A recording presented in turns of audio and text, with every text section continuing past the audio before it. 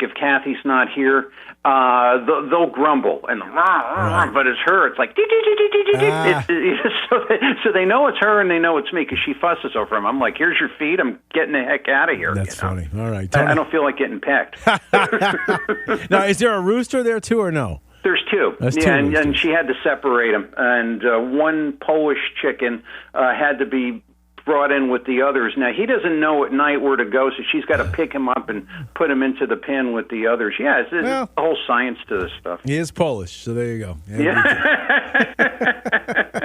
Tony D'Angelo 7 is where you can follow him. Once again, Thursdays, don't miss his YouTube broadcast. Always a lot of fun. All right, Tony, you want to start with identity theft? Yeah, and you've made me smile, but I wasn't smiling when I looked at this earlier this morning. And what we're going to go through, I think everybody should be outraged at our so-called authorities for what they're putting us through. And, by way of, I know we get new people all the time. I've been a personal survivor of 8 bank conversions in my days at New Haven Savings.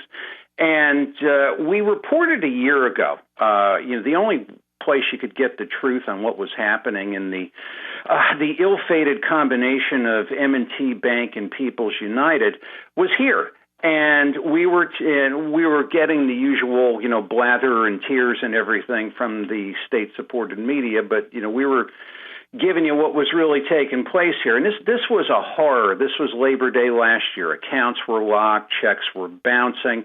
And with that all being as it is, we looked at the facts of what had taken place. The bank did a horrific job of coordinating this merger. It was like the worst thing in history, and they did it at the worst possible time, which I don't know what these people were thinking about, being Labor Day. When the Social Security payments come in, when the entitlement payments come in, when the kids are going back to school, they couldn't have picked the worst time to screw up, and all of that happened, only in Connecticut. And this all happened, Lee Elci, when the state banking department was closed. The commissioner, Jorge Perez, was absent. Some people may argue that he's absent when he's present, but that's kind of editorial. And for all the huffing and puffing about, that we might get out of the AG's office and William Tong about, we're monitoring this and that, their hands are actually tied, and we went through that because there's a time-honored formula in Connecticut. Whenever you take a community institution and you sell it out, there's the usual outrage and there's the usual fakey stuff and how dare you do this to the community. But the takeover person funds a charitable foundation with the going rate appears to be $25 million.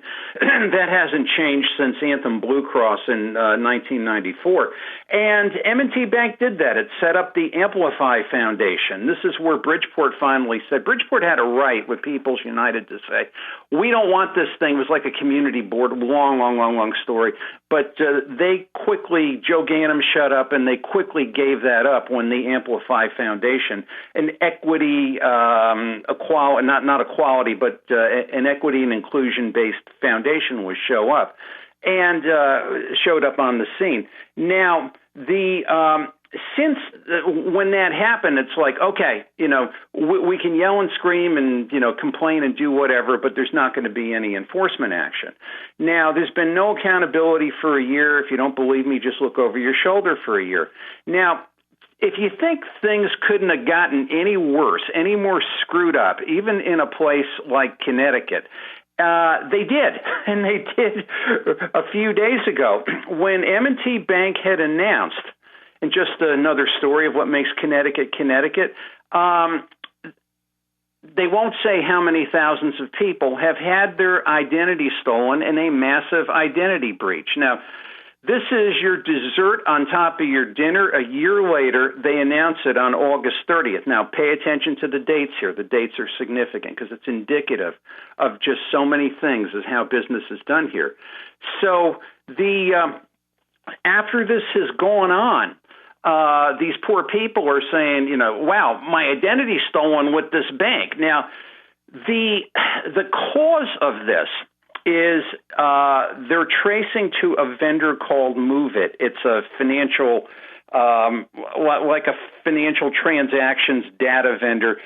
The MoveIt breach, if you will, and they're saying it's a Russian hack and things like that. This is a vendor, and they tried the whole thing of, this is one of our vendors, this is not us. It's like, how stupid could you be? You hire the vendor, you're responsible for the vendor. The MoveIt breach has been going on since May, M-A-Y of this year. So M&T Bank, for whatever reason, waits 90 days to tell these people, hey, your identity was stolen after we screwed up your bank accounts. Fantastic. Now, other people, you can look at this online. You could read about it. There's Wikipedia articles about it. They have proacted for 90 days. M&T tells its people now that you've been screwed over. And there is a class action lawsuit. You can look it up if you want. Again, always, take your own counsel. But it's pretty interesting. I was reading it last night. It's Monica Two Guns. It's just the way it's spelled versus M&T, and she's the lead plaintiff. And it tells a lot about how the screw up took place and how they just were very late to the fair. But what's worse is that it's this whole thing of what happened, however it happened, whatever the case may be. The state of Connecticut came out in July of this year and said, oh, there's a breach. There's a breach. And they put something on the banking website that you guys have got to pay attention. And, even though it's a large breach and involves insurance companies and things like that, it could involve other people. Now, Lee Elci, the next logical step, which apparently is not a popular thing in Connecticut, says, well, gee, what else? Is there banks or other people using? Do we have to get an APB? No, they don't say a word. They don't say a freaking word. Now, the state banking department clearly knew about this, and they clearly did not act, putting I don't know how many thousands of Connecticut depositors, poor people trying to pay their bills and pay their mortgages at risk. Now, there was another article, Hartford Current. Some days I like reading the Hartford Current, and some days I like reading fiction. And the state of Connecticut uses MoveIt. How about that? But the state of Connecticut says, oh, we're not affected. This yeah. Okay, and there's illegal alien problems all over the tri-state area, but Connecticut's not affected. And, the Lamonts made no money on semaphore and, go away.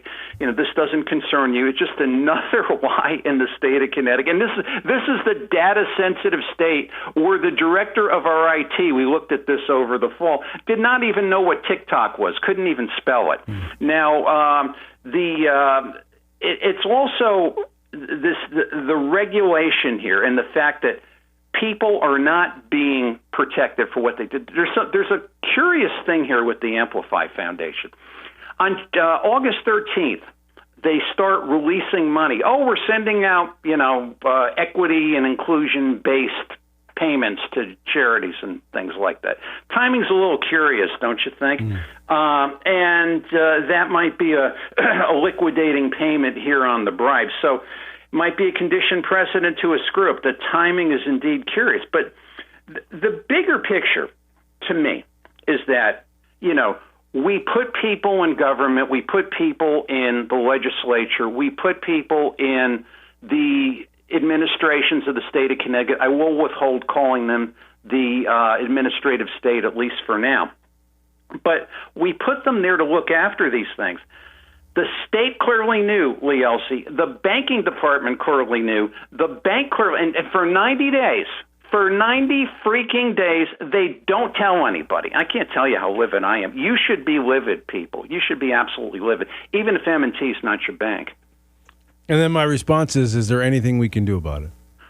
Protect yourself, because obviously the authorities are not. It's just one more burden on the citizen. It's just one more burden to go out and buy, an identity monitoring situation and look very carefully and see what people are doing, because those who are taking good taxpayer money to do these functions aren't doing anything. That's, I wish I had something more, whatever I can call it, proactive and useful to tell you. And, right. and the thing is, I don't know, why did you wait? Why did you, some poor slob, take me, who's, in a, God forbid, getting their identity stolen, if you say, why did this happen?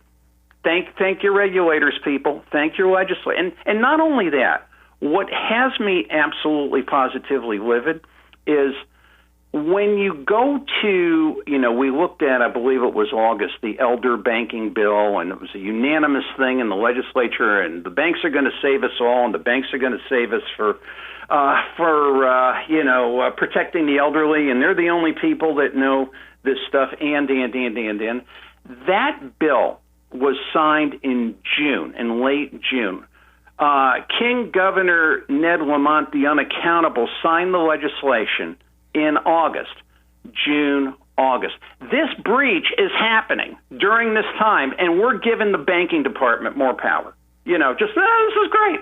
I mean, listen, I don't know whether to laugh, cry, scream, or throw up. What can you do? Protect yourself. I'm sorry to give you another burden, but unfortunately, these people ain't, Protect myself how, though, Tony? Because if I have to deal with the state of Connecticut, I've already had this issue, and they've asked me when it comes to the retirement plan that they've set up for everybody, right?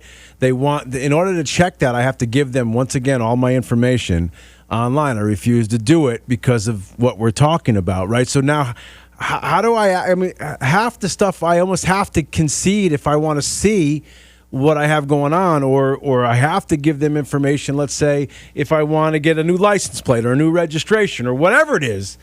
How do I deal with that? Well, you're being judicious. You're saying, what am I giving them? And when you give something up, you have to see what comes off the wall from that. How do you deal with it? You're dealing with it as best as you can, which really ain't good at all. Now, what surprises me is that, not surprises me, but what galls me is the insurance department knew, just to give you that kind of thing of, okay, I'm dealing with a bureaucracy. Does the bureaucracy communicate to other parts of the bureaucracy? The answer is no, to your point. The insurance department knew that Move It was having difficulties because Genworth had been breached in the same thing. These other people were on it, here, but, does that get communicated down the line to say, hey, wait a minute, like you're watching an old Dragnet rerun? I mean, no, and that's the whole thing. You're doing the best you can. The sad thing is, to your point, it ain't quite enough. Right. Tony D'Angelo is with us, Tony D'Angelo 7. Breaking down what should make everybody absolutely furious. You should be livid. I mean, honestly, truthfully, this is terrible. All right, switching from that so we don't run out of time, you want to give a follow-up to Saudi Annie? Yeah, it's interesting. The Saudi private wealth fund hired a lobbyist, and this is an old line law firm that's a multinational that's gotten involved in lobbying, Akin Gump, A-K-I-N. And His Excellency Yasir bin Othman Al Rumayyan is referred to in a letter on August 23rd that Akin had sent to Senator Richard Blumenthal about this particular probe, and they were protesting that, this is our sovereignty, how dare you do this. They weren't really vehemently saying, this is terrible, the partner that was writing the letter, but he was saying it was terrible, but he wasn't hyperventilating or anything like that. But to give everybody a little bit of background, the government, or shall we say the Senate subcommittee, is asking, and this kind of gives me a little bit of heart and curiosity, and Akin Gump refers to this in the letter, 8 years of Saudi records looking backward. And boy, I'll tell you, that is going to tell us a lot. And when you get involved with this banking thing and when you start to see what's really happening, I know we would have these discussions during the campaign season and things like this of, the state is capable of, the state can do the right thing and the state is capable of policing itself. And as time goes on and on and on and on, we're finding out, that's not clearly the case. And what this Senate subcommittee is bipartisan. It's Ron Johnson and Dick Blumenthal, kind of like, it's really like an odd couple. But if we start seeing the documents come in and we start seeing what's there, we will get to the bottom of exactly when this whole Saudi thing and the involvement and the timeline and everything else took place. And I mean, unfortunately, as time goes on here, this is the only way, be it what's happening at the pier, be it what's happening everywhere in the state. The state will not root itself out. It has to come from an outside force. And I think now with the Senate back and Blumenthal back on these shores, we're going to start seeing something very, very soon. And that's what's really interesting to me. But I just wanted to point that out. By way of, does the subcommittee have the power to, stop the Saudis from doing? Not really, but what they can do, and you do have bipartisan agreement, is, perhaps they can uproot some other things. I mean, unfortunately or fortunately, and here I think it's fortunate, this is the only way we're going to get to the bottom of this thing, because it's, or it may come by other sources, but it's certainly not going to come from within the people who should be cleaning their own house and absolutely refuse to. Tony D'Angelo, every Tuesday with us right here at 7:05 until we run out of time. We always appreciate him. Follow him on Twitter, Tony D'Angelo 7. And one more time, Tony, tell everybody how they can watch your YouTube. It'll 30 with Tony. It's on the YouTube channel. The YouTube channel is Connecticut Morning. I do post it on Twitter. I'm trying to make a habit on Fridays of putting it in the Lee Elci, the rebroadcast in the Lee Elci Facebook scene. Once it's up, it's up. Anybody can watch it. And this week we're going to be talking about a very interesting article that I read about Robert F. Kennedy Jr. with his thoughts as to what housing development should be. Coming from a Democrat, I thought it was a very interesting perspective. Not at all what we're seeing in things like Desegregate Connecticut and all this other stuff and transit-oriented development and all this other mess we're seeing in Connecticut. And the other thing that we'll talk about is where Groucho Marx got a lot of the markets information in his life, the financial markets, by the price of pumpernickel. I learned a whole lot in my visit to the Meriden Mall last week, and I'm going to share my thoughts on that. And we'll have a lot of fun, put it that way. Sounds good. Kennedy's an interesting guy, I tell you. Very interesting. And I mean, the ideas, you may not like all of them, but the man is thinking. How many political figures today think? Right. That's the part that's the part I find intriguing. I agree with you. All right, TD, thank you. I'll talk to you later. Thanks, pal. All right, pal. We'll be back, everybody. Flax next. Stick around.